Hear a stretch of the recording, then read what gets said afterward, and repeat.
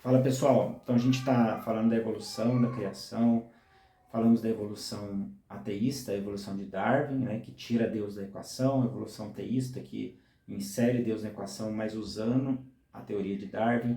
Falamos de outras situações, e o Gênesis ele fala da origem da vida, da família, do ser humano, do casamento, das sociedades, do mal e da aliança de Deus com o início da aliança de Deus com o ser humano, depois da degeneração. Então você olha para o Gênesis, você vê alguns teólogos, eles afirmam ser Gênesis criação literal.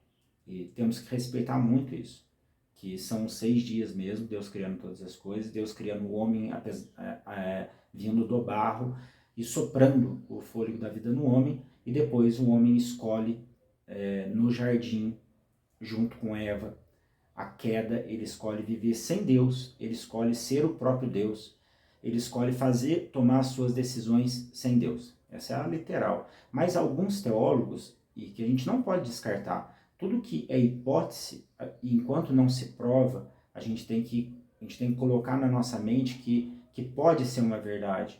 Então nós não podemos descartar a ideia de alguns teólogos dizendo que Gênesis é figurativo. E é um pensamento muito inteligente que ele consegue trazer à luz algumas questões para os evolucionistas, principalmente os evolucionistas teístas, que seria um Gênesis literal, onde cada dia seria um espaço de tempo, que é o que a ciência mostra, esse que é o problema, e a criação do homem mesmo, Deus criando o homem, mas o barro sendo algo figurativo, apesar de que o homem volta ao barro e a sua matéria volta ao barro, e a expressão do homem colhendo, pegando aquele fruto, é o homem sendo tentado e é o homem tendo o livre-arbítrio de escolher viver sem Deus. Então eu olho para aquele fruto e penso, ele é melhor viver com aquele fruto, é melhor viver naquela situação do que com Deus. Eu estou me sentindo um pouco preso aqui, eu quero viver de acordo com a minha vida e eu vou arrebentar com tudo e eu vou tomar minhas próprias decisões. Aí vem o homem e faz isso, aí vem a queda, a degeneração, depois Deus faz uma aliança com o homem. Aí vem a pergunta que me fizeram esses dias, por que Deus criou o homem? Pensa em você, um Deus pessoal, um Deus relacional, um Deus que vive um ambiente atemporal, né? Que é chamado de Kairos porque é um ambiente que o tempo não é contado. É um ambiente que pode ser um dia lá e 1000 aqui e um lá. Lá não se conta tempo. Aqui se conta porque nós estamos presos no tempo, depois que nós caímos, a nossa queda, nós perdemos o tempo da eternidade e entramos no tempo humano, encarcerado nesse tempo humano. Então, como um Deus relacional pessoal, ele cria seres à sua imagem e semelhança, que pensa, que é inteligente, que chora, que sente, que ama. Por causa disso que Deus criou o homem. Porque ele é um Deus relacional e ele criou o homem por amor. Porque a essência de Deus é amor. Então ele cria o homem para amar o homem. E o homem escolhe a queda. Existe uma história que eu acho muito interessante, quando um pastor que disse isso, né? Que Deus já sabia que o homem ia cair e ia rejeitá-lo, e diria que sabia. Então por que cria? Aí esse pastor ele ilustra a conversa da Trindade, que é um outro mistério, é Deus se manifestando à humanidade como Deus Pai, Deus Filho e Deus Espírito. Né? Deus se manifestando em 3 pessoas, se manifestando, a manifestação. Então, o próprio ser de Deus em 3. Vou criar porque eu amo e eu quero amá-los, e eu vou criar por amor. Terceira pessoa, Espírito, vão cair. Você sabe disso, vão cair. Vão cair. Eles vão escolher viver sozinhos. Vem o Filho. Eu morro por eles para recuperar a alma deles, para salvá-los de novo. Eu morro por eles. Tá bom, vamos criar. Porque o Cordeiro foi sacrificado antes da fundação do mundo. Então esse é o projeto. Sendo literal ou não, figurativo ou não, esse é o projeto. Então nós temos que... nós não podemos descartar a evolução teísta e nem ateísta, só porque ignora Deus. Mas nós temos que descartar porque a ciência não comprova.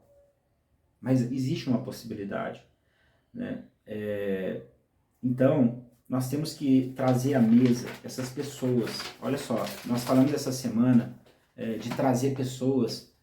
Eu postei alguns pastores falando para trazer para a mesa, para trazer para a conversa. Porque quando a ciência, como diz Agostinho, quando a ciência prova a verdade ela é verdade aonde quer que seja encontrada.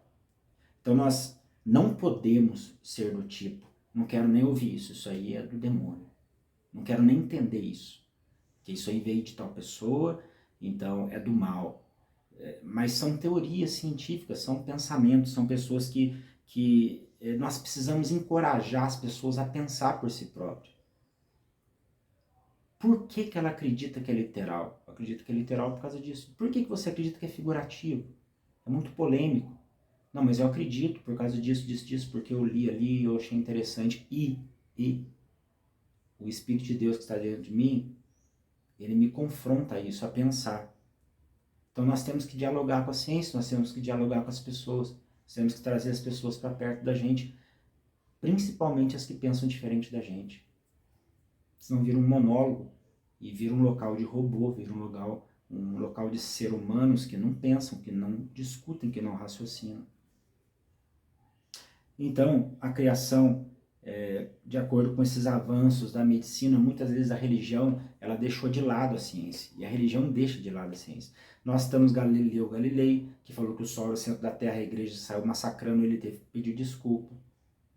E nós temos outros exemplos também. Uma religião negando um transplante, uma religião que nega uma inseminação artificial, dizendo que isso não vem de Deus. Como não? Se Deus deu inteligência para o homem, Deus deu a ciência para o homem para melhorar a nossa qualidade de vida. E Paulo diz que todo bem vem do Pai das luzes. Então, a evolução teísta, ela diz que Deus... É interessante isso da evolução teísta, apesar de ser perigosa. Diz que Deus, ele respeita as leis físicas de todo o universo. Só que, vez ou outra, ele entra e ele modifica, e ele age quando ele quer. Por exemplo, numa batalha, Deus parando o sol para que Israel vencesse a batalha. Ele agiu na física, ele agiu contra a lei fixa. Outra história, o sol de Acás, o relógio do sol de Acás voltando 10 graus. Deus voltou o sol 10 graus. Então, são esses pontos que a gente precisa ter em mente. Às vezes a evolução teísta ela é bem interessante também. E assim, pensa bem também, e se cientistas dentro de um laboratório, depois de muito estudo e muito ensino, conseguem criar vida em laboratório? E aí? Então, a primeira pergunta que vem é a seguinte: criou vida da onde? Criou vida de uma matéria. Essa matéria, ela é vida? Ela é viva? Não. Mas essa matéria quem criou? Aí outro ponto também, se acontecer isso. Como vocês criaram? Nós criamos matematicamente aqui, metodicamente, nós seguimos isso, e deu certo. Então tá, então a evolução não é uma explosão, não é um acaso, não é sorte. Então Deus te deu a inteligência para você seguir sistematicamente, para você criar. Então tá aí, né, os pontos que a gente tem que pensar. Os teólogos que pensam cada um de uma forma, cada um de um jeito. E a gente tem que entrar também nesse raciocínio de sempre estar estudando o que nós vamos acreditar e não engolindo qualquer coisa. Só porque fulano falou, ciclano falou, eu aceito, eu abaixo a cabeça porque fulano falou. Não.